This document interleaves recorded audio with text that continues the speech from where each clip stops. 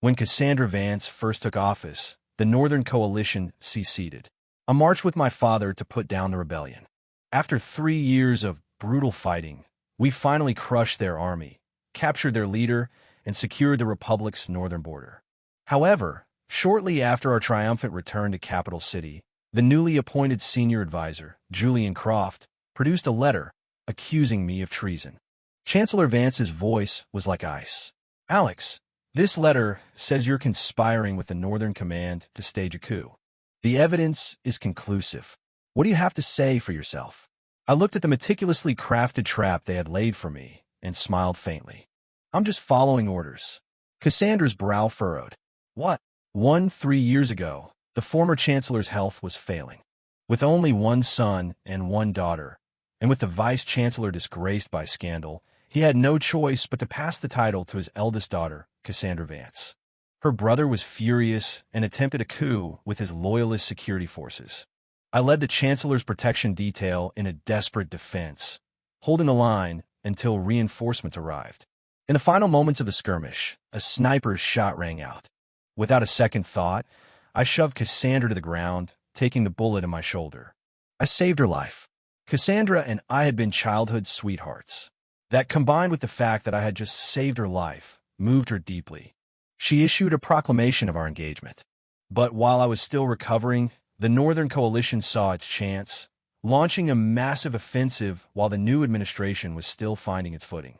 For my country, I left the infirmary against doctors' orders and went to the front lines, serving under the commander of the Northern Command, my father, General Marcus Ryder. Before I left, I promised Cassandra that the day we drove back the Separatists would be the day I returned to marry her.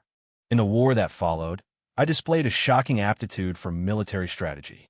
I became known for my daring tactics, breaking enemy lines time and again. The troops started calling me the Prodigy General. Even so, the coalition was formidable, and the Northern Command couldn't secure a swift victory. Finally, I made an all-or-nothing gambit. I led a force of 3,000 cavalry, traveling light with no supply train, on a deep strike into the enemy's heartland. We took their capital, killed over 1,000 of their command staff, and captured the families of their leadership. Then, I set an ambush for the elite enemy forces racing back to save them. We crippled their best troops and captured their leader alive. With that, the coalition was broken, no longer a threat to the Republic. And so, at the height of my success, as I was returning to Capital City a hero, I heard the news. Chancellor Cassandra Vance was going to marry Julian Croft. To Cassandra threw a lavish victory gala for the returning Northern Command. It was there I first saw Julian Croft. He had the soft look of an academic, not a politician. I asked around and learned he'd come from a working-class background. The same year I went to war, he had graduated top of his class from Harvard Law and, with his sharp intellect, had quickly won Cassandra's favor. She began inviting him to consult on matters of state. Soon, the two were inseparable. Cassandra even had him stay in the Chancellor's residence on multiple occasions, sparking outrage and formal rebukes from the cabinet. If you all had half the insight of Mr. Croft, I'd be having late-night strategy sessions with you too. That's how she defended him, promoting him all the way to senior advisor. And just a few days ago, she had announced her intention to make him the first gentleman. As I was processing this, Julian himself stepped forward. He bowed his head to Cassandra and spoke in a clear, carrying voice. The Northern Command's victory is a testament to the strength of our great republic and the power we project to the world. Under the Chancellor's brilliant leadership, Julian laid on the flattery, crediting Cassandra's leadership for the majority of our hard-won victory. I glanced at Cassandra. Her eyes were filled with admiration for him. Julian then turned his attention to me. "I've heard that General Alex Ryder is a warrior without equal, the finest marksman in the Republic. If I may be so bold, on this day of national celebration, perhaps the general would honor us with a demonstration of his skill, a rifle drill to liven things up." The room went silent. The insult was unmistakable. He was asking me to perform like a trained monkey. But Cassandra, seemingly oblivious, smiled at me. "It has been a long time since I've seen you handle a rifle, Alex. I miss it. Would you indulge me today?" So, this Julian Croft wasn't as harmless as he looked. The quiet ones are always the most vicious. I drain my glass of whiskey. Then I hope you won't mind a clumsy performance. Rifle. A guard handed me a ceremonial silver rifle. The steel was as cold as my heart. I saw the flash of triumph in Julian's eyes as I began the drill, spinning the weapon with practiced ease. As Julian led the applause, I smirked. In one fluid motion, I sent the rifle flying from my hands. It spun through the air and stabbed into the polished floorboards, the bayonet quivering an inch from Julian Croft's groin. He stumbled back, his face ashen. A dark stain spread across the front of his trousers as people nearby instinctively recoiled. Whoa, Advisor Croft, you all right? A little jumpy in public, aren't you? I know a great doctor for that sort of thing. I can give you his number tomorrow. I feigned drunkenness, stepping close to him. The predatory stillness I'd learned on the battlefield locked onto him. Julian looked like he was being stared down by a wolf. Cold sweat beaded on his forehead, and he didn't dare move a muscle. Alex, what do you think you're doing? Cassandra's sharp rebuke broke the tension. I slowly straightened up and offered a sloppy apology. My apologies, Chancellor. I've had a bit too much to drink. My hand slipped. Her face was a mask of fury. She ordered Julian to go and change, and the gala ended abruptly. 3. General Ryder, the Chancellor wants to see you. I was about to head home when Cassandra's personal aide stopped me. I followed him to the Chancellor's office. She was already waiting. The moment she saw me, her eyes filled with tears, and she rushed forward to embrace me. Alex, I missed you so much. Chancellor, you have a fiancée. Please, maintain your decorum. I stepped back, creating a formal distance between us and bowing my head respectfully. Cassandra let out a small laugh. I know you're jealous, but I have my reasons.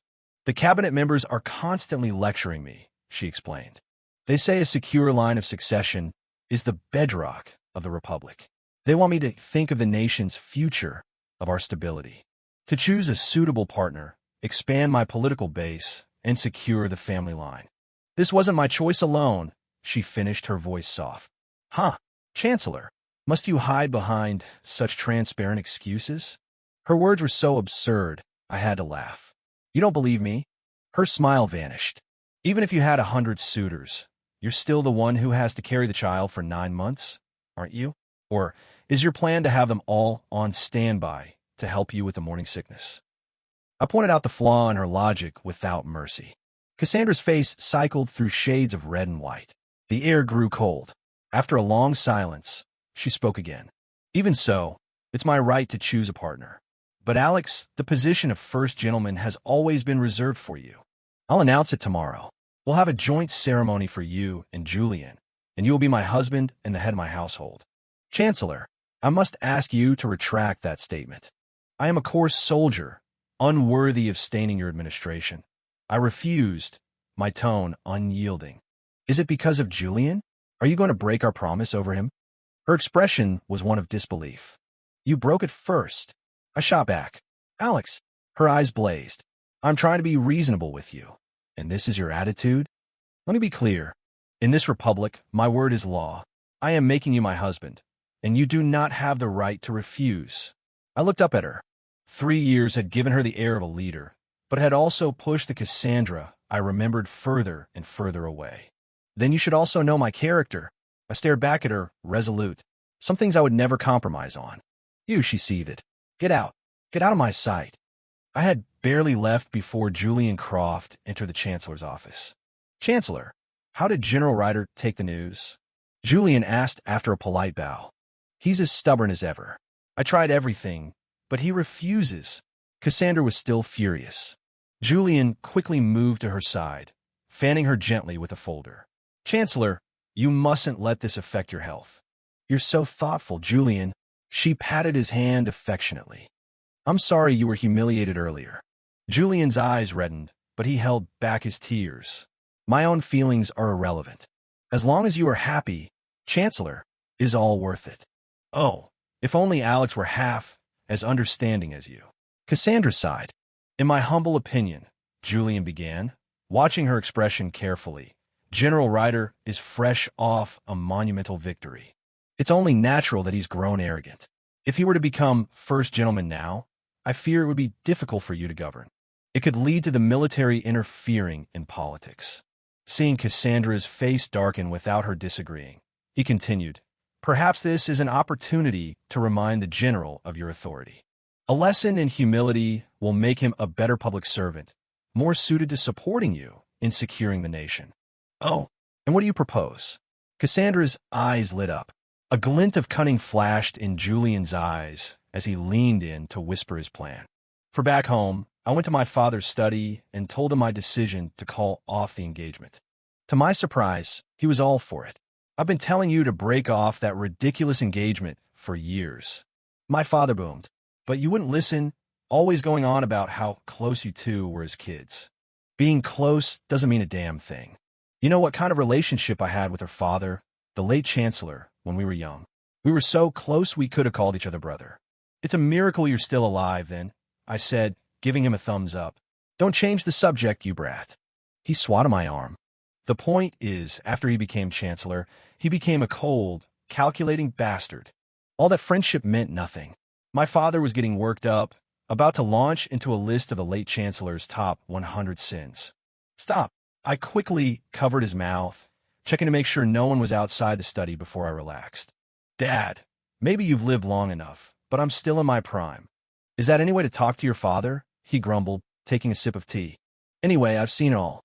The most heartless people are the ones in power. We need to stay as far away from them as possible." "Wow, Dad, I didn't know you were a poet," I praised. "Of course. Your old man is a man of many talents," he boasted, before realizing. "What do you mean, poet? Are you trying to get me executed for sedition? You little punk, you're asking for it. Come on, let's go a few rounds in the gym." He dragged me to our home gym. "Hey, I'm your father. You could go easy on me, you know? No family on the battlefield." "All right, smartass, watch this. You old dog. I thought you said you were too old to pull off that feint anymore." "Huh, all's fair in war, kid. The old bull knows the tricks.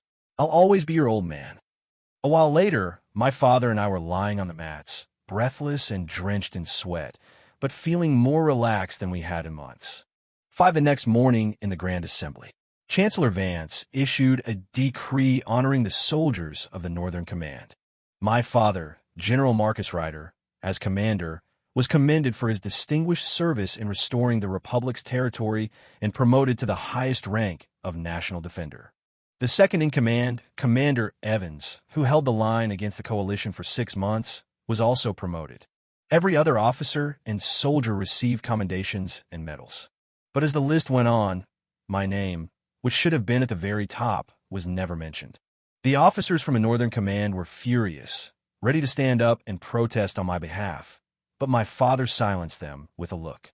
"We thank the Chancellor for her grace," my father declared, leading the salute. I knew this was Cassandra's doing. A bitter anger churned in my stomach. After the ceremony, the assembly moved on to state affairs. A senator from a southern state reported that the Mississippi levees were in disrepair and required federal funding. The Secretary of the Treasury immediately stood up to plead poverty. "The National Treasury is empty. There are no funds to allocate, no resources to spare." As the cabinet was at a loss, Julian Croft stepped forward. "I have a solution," he announced. "I propose a temporary 30% tax cut for our nation's wealthiest families. This will incentivize them to invest in production, which will create jobs and increase income for the general populace. Then," he continued, "we can implement a 1% increase in the national consumption tax. With more people employed, they will not feel the burden of this small increase, and the national treasury will be replenished." "A brilliant plan," Advisor Croft. The other politicians murmured in agreement. "This would make the rich richer and the poor poorer." My eyes widened as I watched the assembly debate the best way to suck the blood of the common people, with Cassandra nodding along in approval. A cold dread washed over me, and I let out a bitter laugh, mocking myself for fighting for 3 years just to protect these vultures. Hearing my laugh, Julian turned to me. "Is something funny, General Ryder? Do you have thoughts on this proposal?" I looked at him, his head held high, a smug look on his face. "Advisor Croft," I began, "I'm a soldier. I don't have your silver tongue, so you'll have to bear with me." I was already in a foul mood. Since he'd served himself up on a platter, I wasn't going to hold back. "By all means," Julian said with a condescending nod, confident in his ability to debate me into silence. He didn't expect the torrent of abuse that followed. What in God's name is that dog's head idea? Croft, did you get kicked in the head by a mule? Or have you been licking the boots of the old money elites for so long you've started to like the taste? You call that a brilliant plan? That's skinning the poor to light the cigars of the rich. And you, coming from a working-class family, this is like spitting on your own parents' graves. If I were your father, and I knew I'd raise such a backstabbing leech, I'd throw myself off a bridge. How dare you use such vulgar language? Julian sputtered, pointing a trembling finger at me. The other officials started to close in, ready to defend him. I turned my fire on them without hesitation. I was talking to him, not you. Where did the shoe fit? A bunch of parasites warming your seats. You shameless old fools. You don't even blush kissing his ass. You know what the history books will call you? A pack of useless, gluttonous swine. These politicians, used to polite debate and coded language, had never faced such a frontal assault. I spoke so fast they couldn't get a word in, their faces turning purple with rage. Finally, Cassandra snapped. Enough. This is the Grand Assembly, not a back-alley brawl. Have you no decorum? I warned Advisor Croft beforehand that I'm a plain-spoken man, I said, putting on an innocent expression. He said it was fine. Assembly dismissed.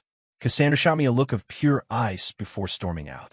6 that afternoon, at the Statesman's Grill, I was catching up with my old friend, Leo Sterling, in a private booth. Leo was the eldest son of the Duke of Sterling, a man who controlled the capital's defense forces. His mother was a member of a political dynasty.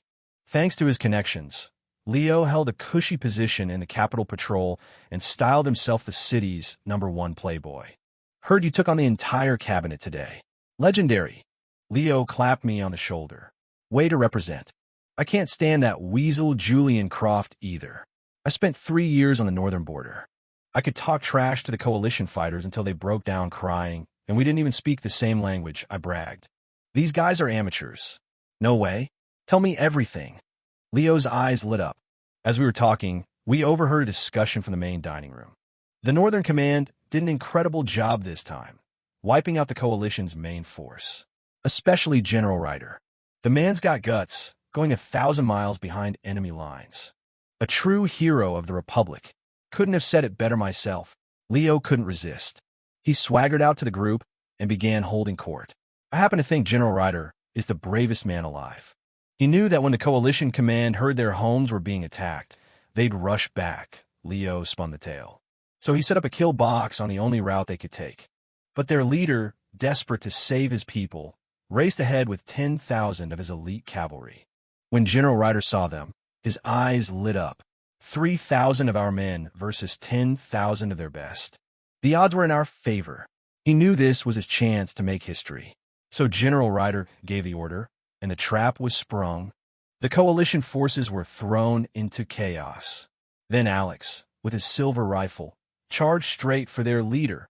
Leo was on a roll, and the crowd grew, listening with rapt attention. Now, the coalition leader had 10 personal bodyguards, each one a giant, known as the 10 Shields. The leader used to boast that with his shields, not even the Grim Reaper could touch him. But General Ryder, one man on one horse, single-handedly surrounded the 10 Shields and their leader. One man surrounded 10, a little kid asked doubtfully.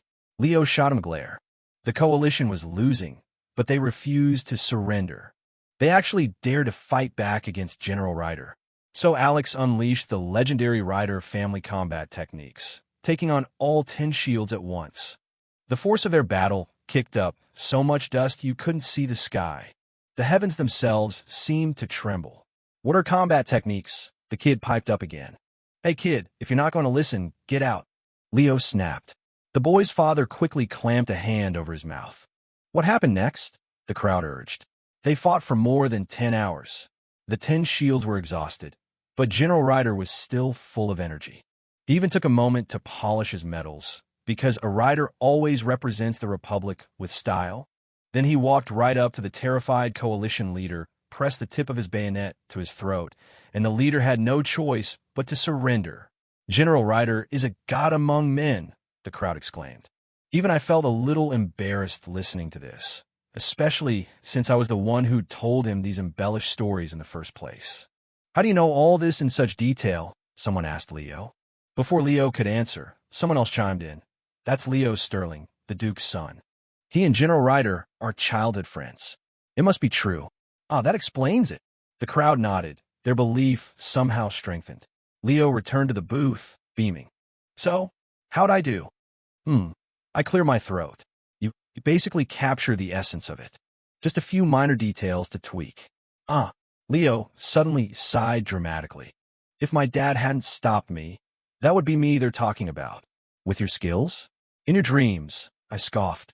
Seriously, next time there's a war, you have to take me with you.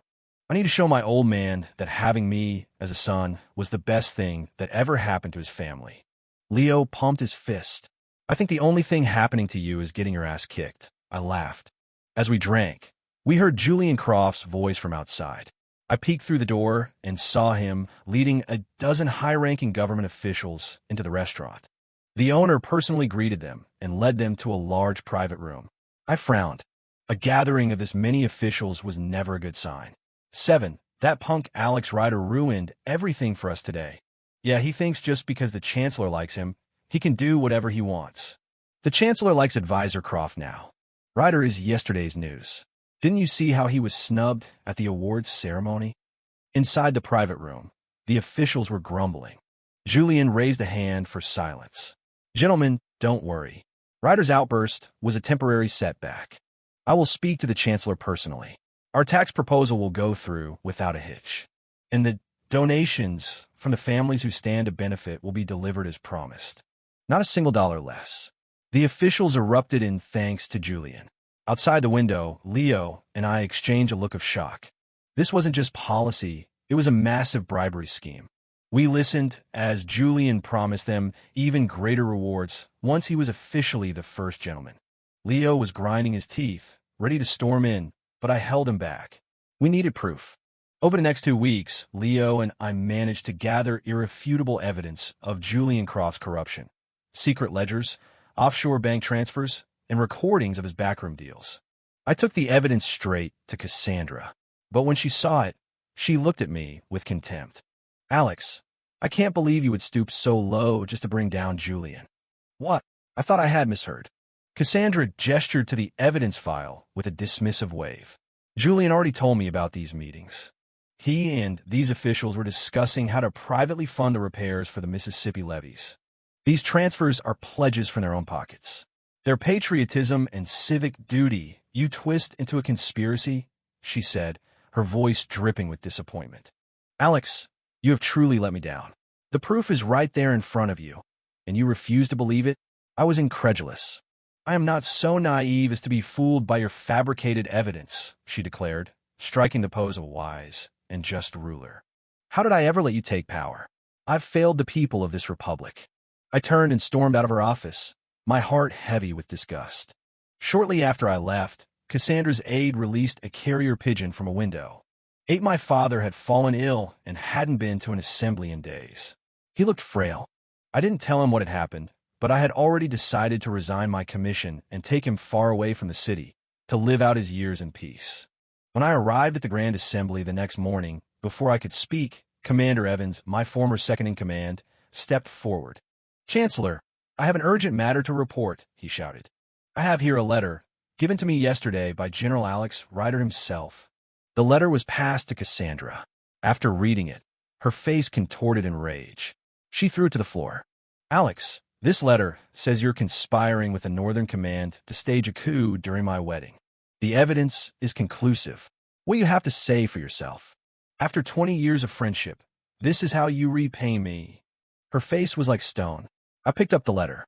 The forgery of my handwriting was perfect. Yesterday, you wouldn't believe the mountain of evidence I brought you. But today, you believe this single letter without question.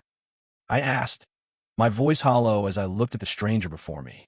Are you saying Commander Evans, a man who has known you since you were a boy, would frame you? She sneered. What? I looked at Evans, unable to comprehend his betrayal. His face was unreadable. He turned to Cassandra and bowed. My loyalty is to the Chancellor, nephew. That is all. In that moment, I understood. This was a death sentence. No defense would matter. Guards, arrest this traitor. At Cassandra's command, I moved. I lunged not for the guards, but for her. Her personal security detail tried to intervene, but they were no match for me. I disarmed one, took his sword, and in a heartbeat, I had Cassandra in a chokehold with the blade to her throat. Alex, don't be rash. We could talk about this. I'll listen to your explanation. Cassandra was trembling uncontrollably. There's an old saying, when the Chancellor demands a traitor, a patriot must become one. I'm just following orders, I said with a cold smile. That's not how the saying goes, she tried to correct me. Protect the Chancellor. The hall flooded with the elite Republican Guard. Stay back, or I can't guarantee her safety. I pressed the sword harder against her neck. A thin line of red appeared. The guard froze. I dragged Cassandra out of the hall and through the palace gates. I grabbed the reins of a powerful horse, ready to make my escape. Alex, I advise you to surrender, shouted Julian Croft. I looked toward the voice and saw my father, held captive by guards. Let him go. I pressed the blade deeper into Cassandra's neck. Blood trickled down her skin. You let the Chancellor go first. Julian yelled back. We were at a stalemate. Alex, my father suddenly roared, his head held high. A rider never kneels. Not on a battlefield, and not here. The road ahead is yours now, son. I won't be there to walk it with you. Before anyone could react, he threw his head back, pulling his throat across the blade of the guard holding him. Blood sprayed into the air. No. A raw, agonized scream tore from my lungs. Alex, I didn't want this. Cassandra sobbed. Don't be scared. Killing you now would be too easy. I whispered in her ear, my voice devoid of all warmth as I forced myself to be calm. You know, my father fought and bled for this republic. You remember how he doted on you when you were a child, always bringing you your favorite apple pie. Every time your father was about to punish you, mine would step in and defend you. I recited these memories calmly, my voice dropping to a demonic whisper. I want you to remember all of it. Let it become your nightmare. Every night, until I come back. I couldn't let Julian Croft win so easily. I shoved Cassandra away from me and spurred the horse into a gallop. I raced for the city gates, but the guards were already closing them. Just as they were about to seal, Leo Sterling and a unit of the Capitol Patrol arrived, clashing with the guards and creating a precious opening. Seeing the worry in my eyes, Leo shouted, My mother will protect me. The Chancellor can't touch me. My brother, stay safe until I return. I yelled back, then urged my horse through the gap, leaping over the barricades and out of Capital City. 9 to evade the nationwide manhunt, I hid in the wilderness of the lawless territories. It wasn't long before I was captured by a rogue militia. I faked compliance and let them take me to their mountain encampment. Once I was brought before their 3 leaders, I snapped my bindings. After I had beaten all 3 of them into submission, they unanimously declared me their new commander. It turned out this militia was made up of ordinary citizens, farmers, miners, factory workers. They had been driven from their homes by corrupt officials and predatory corporate policies. They had taken to the mountains because they had nowhere else to go. I did some digging and discovered that dozens of similar insurgent groups had popped up across the country. I laughed at the irony. In Capital City, they were still pretending everything was fine. As their new leader, I decided to sell them a bigger dream. Why be kings of this mountain when we can march on Capital City and take the whole damn country? Boss, I think you're thinking too small. We should aim for the moon, the former leader joked. They all thought I was kidding. Only I knew it was a promise I had to keep. For the next 2 years, I trained them relentlessly. We absorbed other militias, growing into a force that could no longer be ignored. 2 years later, General Ryder, please, it wasn't my fault. Cassandra Vance screamed, waking from the nightmare. For 2 years, every single night, she dreamt of Marcus Ryder, his face pale and bloodied, staring at her from the darkness, demanding justice. The visions had shattered her nerves. She went through the motions of getting ready and listlessly made her way to the morning assembly. Chancellor, I must be heard. An old senator stepped forward, his face flushed with indignation. I received a classified report from the southern provinces yesterday. The nation is overrun with rebellions. I have submitted multiple reports, but they have all been blocked by senior advisor Julian Croft. The old man pointed a trembling finger at Julian. This traitor is destroying our country. Senator Liu is getting senile. Guards escort him out, Julian said with a cold smile. Wait, let him speak, Cassandra ordered, a knot of unease tightening in her stomach. Chancellor, it is merely a few scattered riots. I have already dispatched forces to quell them. The matter will be resolved shortly, Julian replied smoothly. You deployed the army without my authorization? Cassandra's brow furrowed. I saw how the nightmares have been tormenting you, Chancellor. You look so tired. I didn't want to bother you with such trivial matters, Julian said, his tone infuriatingly calm. Insolent traitor. How dare you act on your own authority? Guards, seize him. The chamber was silent. No one moved. A chilling realization washed over Cassandra. She was Chancellor in name only. Her power had been stripped away from her. The Chancellor is tired. Help her back to her residence, Julian commanded coldly. Don't touch me. Julian, you really are a traitor. I was a fool to ever trust you. Cassandra screamed as several attendants gently but firmly led her away, her curses echoing in the grand hall. That night, Cassandra had a loyalist sneak her the latest intelligence reports on the rebellions. Her eyes scanned the pages until she saw the name of the leader of the largest insurgent army, a man known only as Nemesis.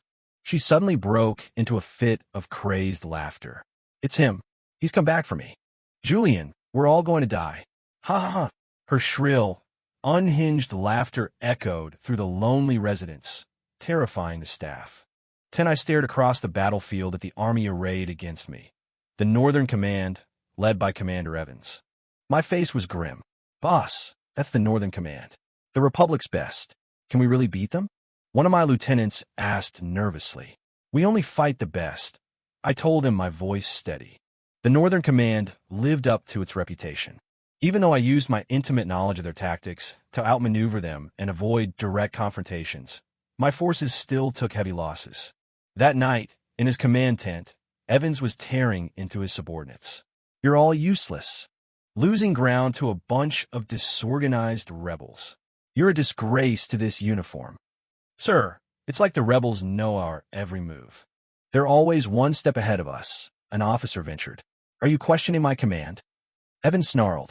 Suddenly, the night erupted in fire and chaos. Evans rushed outside to find his camp under a full-scale assault. His soldiers were in disarray. Before he could rally them, I was there at the head of a cavalry charge. It's you. Evans's eyes were wide with shock and hatred. Why did you do it? I leveled my rifle at him, my voice cold as ice. There's no why. People do what they have to do to get ahead. Evans roared, charging at me.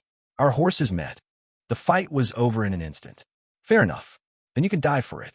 As the words left my mouth, a spray of blood erupted from Evans's neck. He tumbled from his horse, a look of utter disbelief on his face as he choked out his last words. But that's just an expression. You don't actually have to die. He was gone. Dad, I murmured, I won't let a single one of your enemies go. Be patient. Young General. The officers from the command tent rushed out. Seeing me, their faces lit up with relief and excitement. We heard what happened to the general. We surrendered to you. We will follow you and avenge him. All right, I said, clasping their hands. The memory of fighting alongside these men brought a familiar warmth, and my eyes grew misty. With the Northern Command now on my side, my army was unstoppable. 3 months later, we marched into Capital City. We captured Julian Croft and Cassandra Vance as they tried to flee. Alex, spare me. My family can give you anything you want. In a prison cell, Julian knelt before me, begging for his life. There's no your family anymore, I said, approaching him with a small, sharp blade. I learned a special new skill just for you. It's called death by 1,000 cuts, I whispered. No, Julian screamed, a puddle forming at his feet. See, I told you that you had a problem, I said, raising the blade. Since it bothers you so much, let's start by getting rid of the source of your trouble. A scream like a slaughtered pig echoed through the dungeons as I made the first cut. I had the guards stop the bleeding. Don't worry, Julian. I'll be back tomorrow to make the second cut. We'll see how long you last. I left the dungeons and took Cassandra to my father's memorial. I won't kill you. That's my thanks for giving him a proper burial. I had this kneeling cushion made especially for you. It's filled with needles. From now on, you will kneel before his memorial for 12 hours a day. I'll have people watching. No, Cassandra begged, her face a mask of terror. The punishment was worse than death. Alex, for the sake of what we used to be, please spare me. Fine, for the sake of the past, I'll make it 13 hours a day. No, she shrieked. I turned and walked away without looking back. So, Alex, you're the big boss now. What kind of job are you going to give me? Leo Sterling bounced up to me on the street, a wide grin on his face. Looking at my carefree, ever-loyal friend, I smiled for the first time in 3 years. You always wanted to be a general, right? There's still rebel factions out there. How about you help me pacify the country? Deal. But you have to write me into the history books as a legendary hero, just like you. Leo's eyes shone with excitement. Who said my stories were made up? Every last word was true.